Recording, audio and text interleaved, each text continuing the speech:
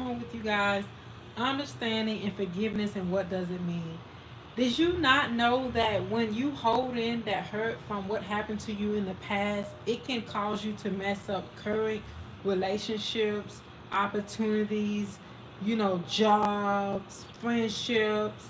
You can mess up all kind of things, even the relationship with important people like your family. The best way to deal with childhood trauma. Okay, let's break it down. We're going to break it down to three categories when we're dealing with childhood trauma. The first category we're going to talk about is what happened, what took place, because you cannot begin to heal if you don't know what took place. So, what happened, what took place, right? For example, my trauma, my childhood, part of my childhood trauma, and I'm going to share a deeper discussion on this later on. So this will be like considered like part one, but we're doing a live, and then we're going to try to we're going to do a video on it soon. We're going to get that uploaded and wanted soon. But as for now, I'm just going to discuss in live a few things of childhood trauma. You know, what does it mean? So for step one, figure out what happened, what took place, why you feeling the way that you feel. For example, mine was an incident where I was in, I was being told that mind you, as a child, earrings was fine to me and all. I didn't have a problem with it, but I didn't want to wear earrings.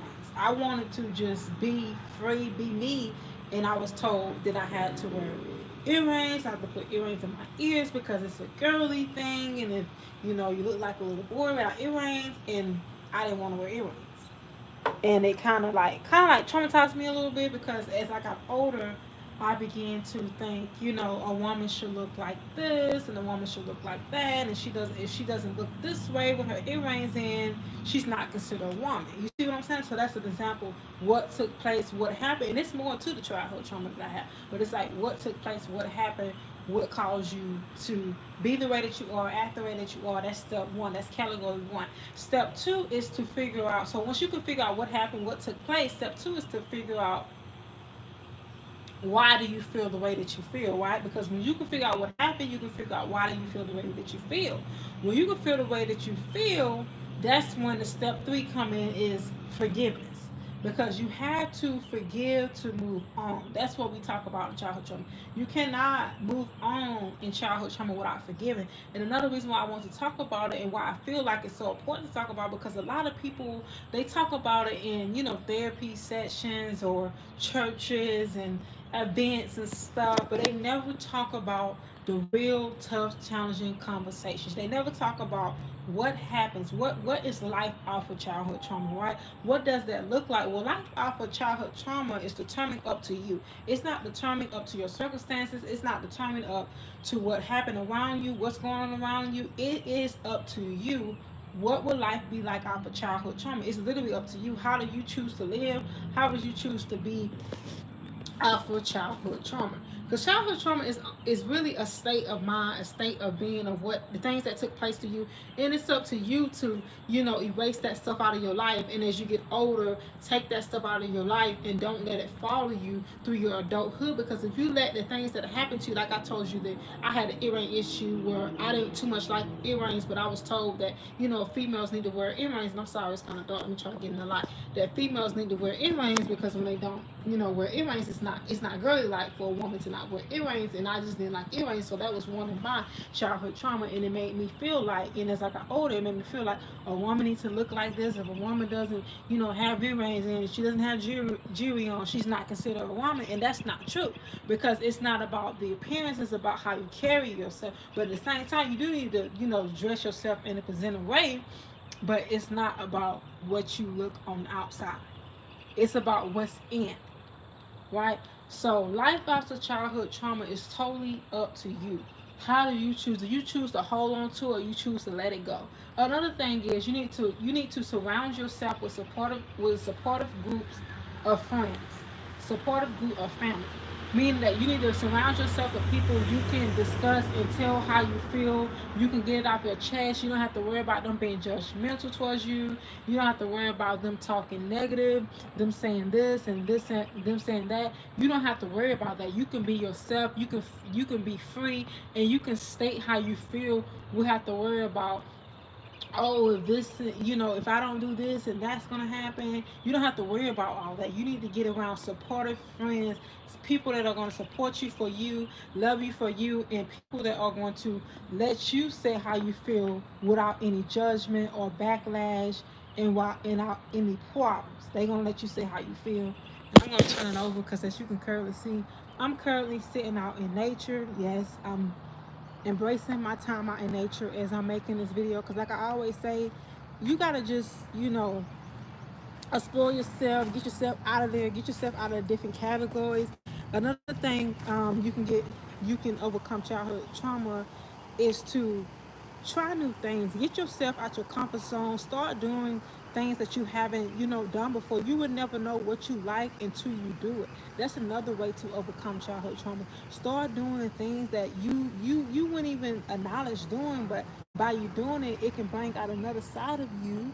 And the reason why I'm looking around to make sure, you know you can bring out another side of you that you never knew that was in you. And in order to figure out what you like, because we so busy, we always so busy saying, I don't like this, no, I don't want to do this, and that's just not in me to do this. Well, how would you know what's in you to do and what you like if you don't, and what you don't like if you never tried? Like, sometimes you just got to give things a try before saying, I don't like it, that's not me, that's not my character, that's not in me to do that. Well, why don't you just try and figure out if that's you to do it? Like, for example, um, I started this new job, for example, and I was always telling myself, like, I just like to be at the cash register because that was just my thing. That's just something I like to do because, again, my childhood trauma, what happened to me in the past, it made me lack confidence, because background history, I got bullied a lot, and by being bullied a lot, it turned me into a bully, and by me turning into a bully, it caused me to lack self confidence to the point where I will feel like I had to, become somebody that I'm not to fit in with the crowd.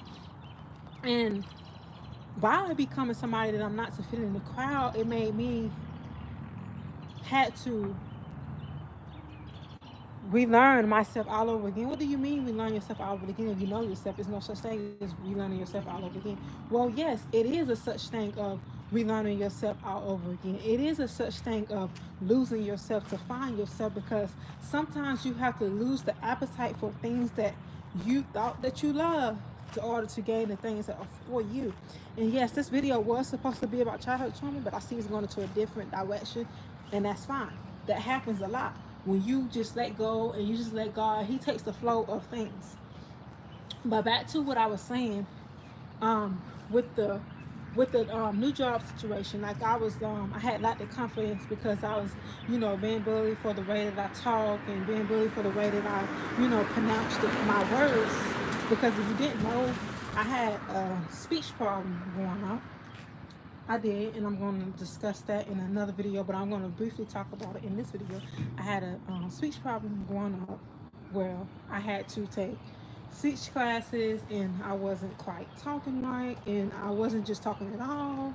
And then I had some people saying that I would never talk, and then the ones that said she would never talk, she would never be anything, she would never, amount to anything, she just a nobody. Yes, I was, all those things has been said about me.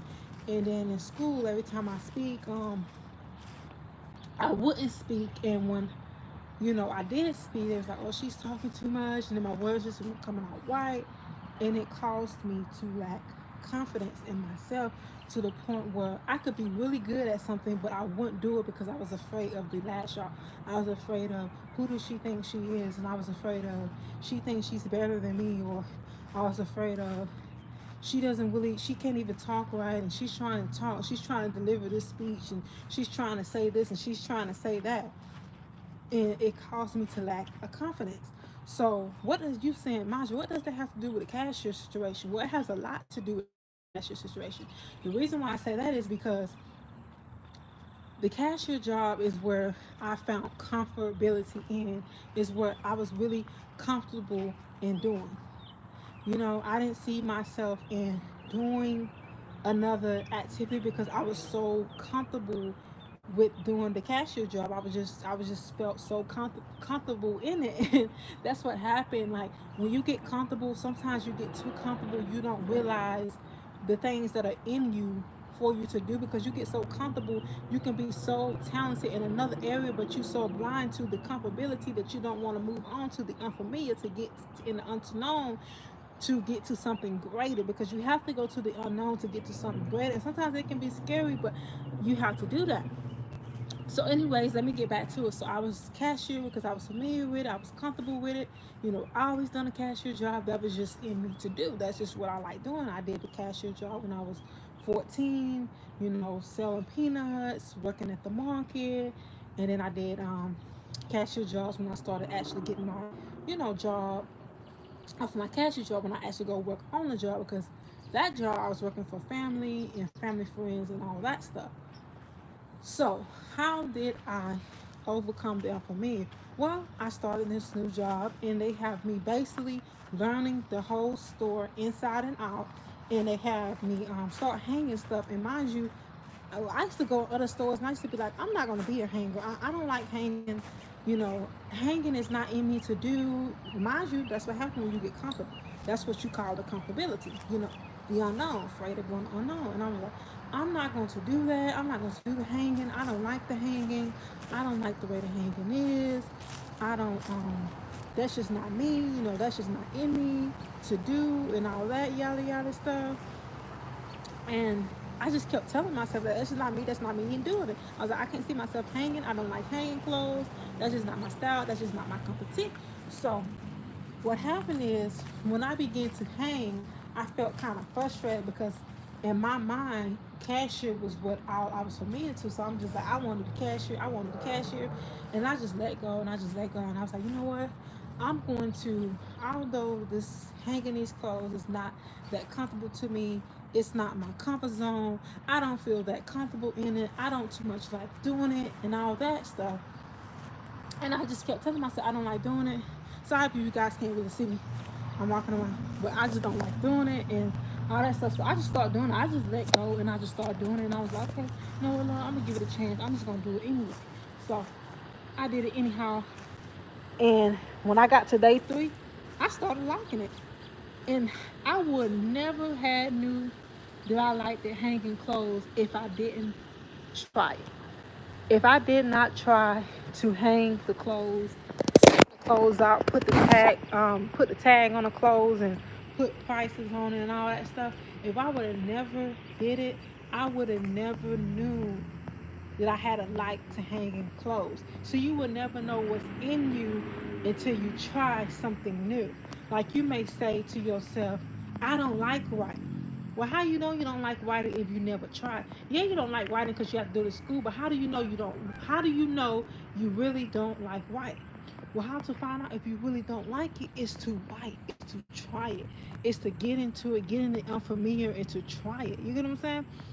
Or you may be a person, you may say, I don't like I don't like scuba diving, right? I don't like well, how would you know if you don't like scuba diving? All you saw was videos, all you saw was interviews of what people say, and you know, you went by here, but did you try it for yourself to know that you don't like it? Like how would you know if you really don't like something until you try? Now some stuff you just need to leave alone. Some stuff I don't recommend you trying. I don't condone it trying. Like for example, we're gonna put it like this. We're gonna use an example. Drugs is something nobody should be trying. So that yes, you need to take heed to that. You need to go by safe when it comes to drugs. You need to just leave that alone. Now that's something completely different. You know, so don't twist the words of what I'm saying.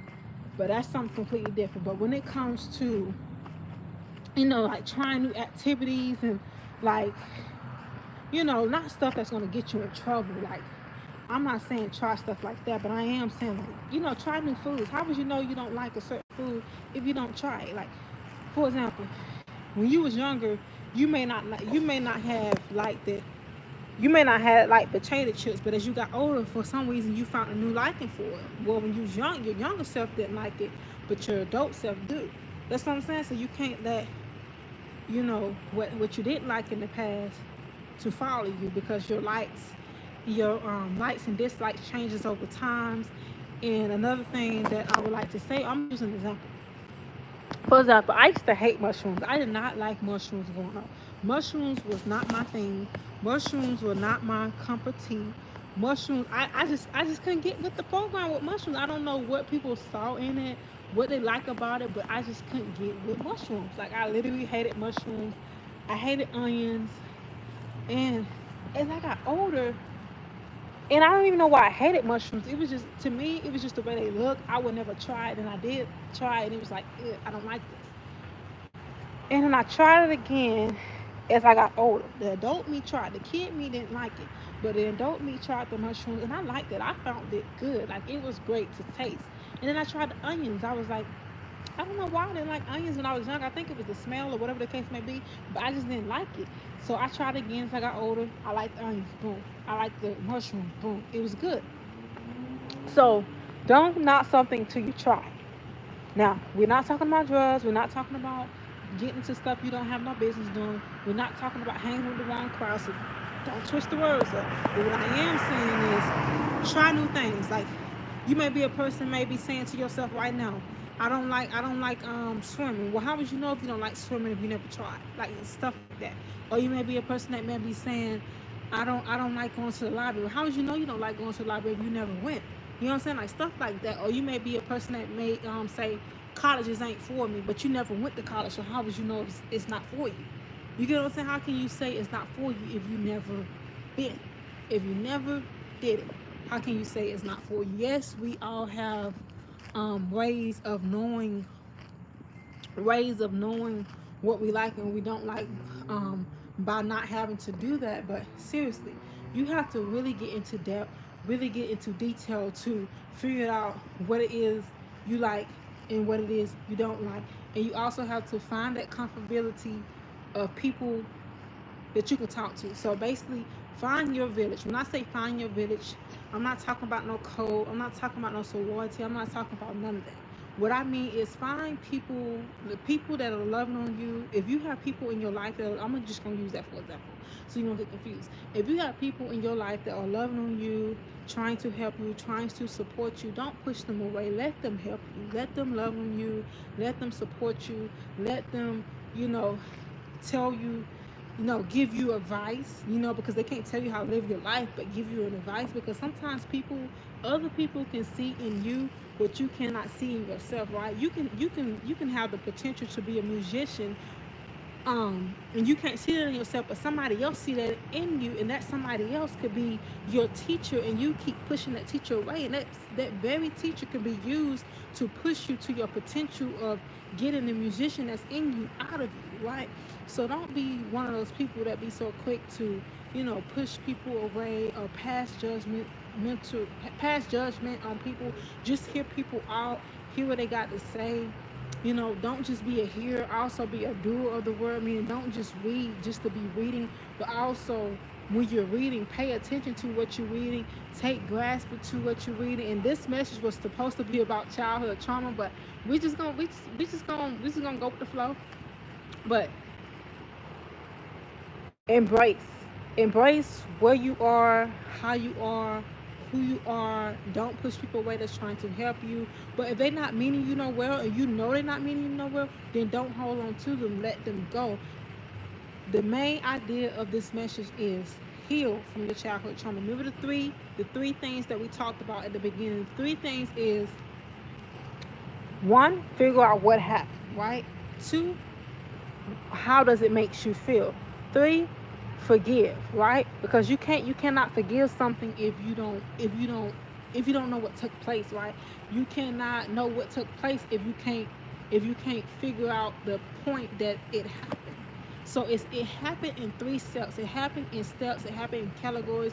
You cannot know a thing, um, to work on or to do or to forgive if you don't know when, how it took place, and how did it affect you.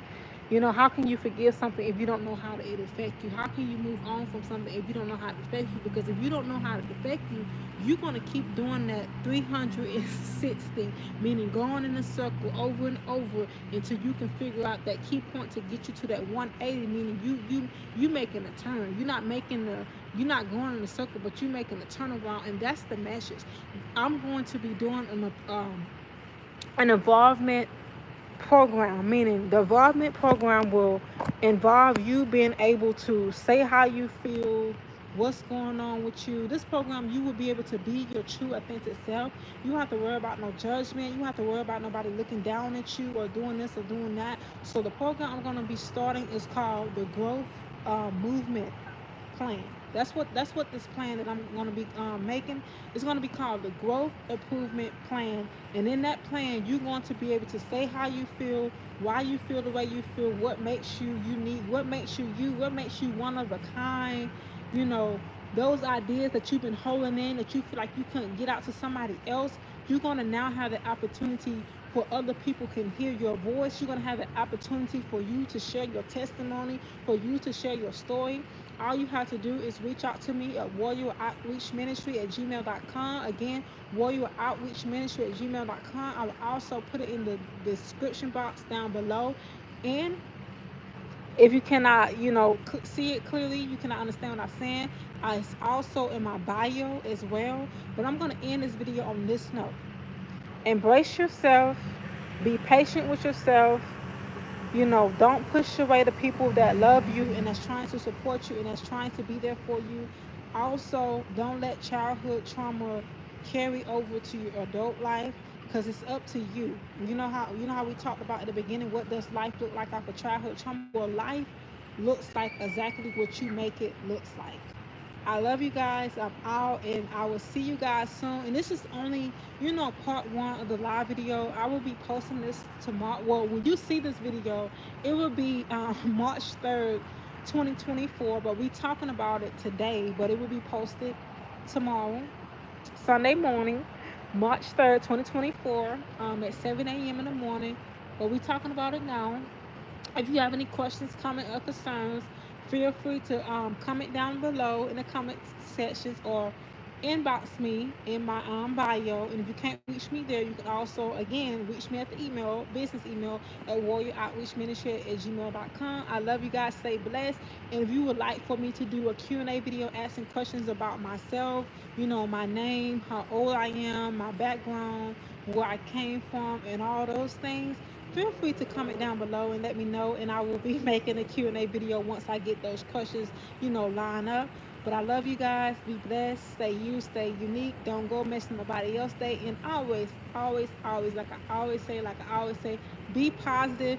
Oh, and the questions that the homework before I end this live, the homework that I gave you guys on the growth assignment, I answered those questions on Warrior 9580. If you go to Warrior 9580, I will link it down below in the comment sections. Is where I answer the questions to, 5 things you like about yourself, 5 things you don't like about yourself, 5 things you need to change, and 5 things you need to remove. It was a front and back homework. It was supposed to be done February 15, 2024. But however, I've been busy. I haven't quite had time to sit still to make a video. But today is the day I finally was able to sit down and make a video. And with that being said, the video is now posted. So you can go back, you can watch it. It's up there. And I'm going to leave it on this note. I love you guys, and I'm out.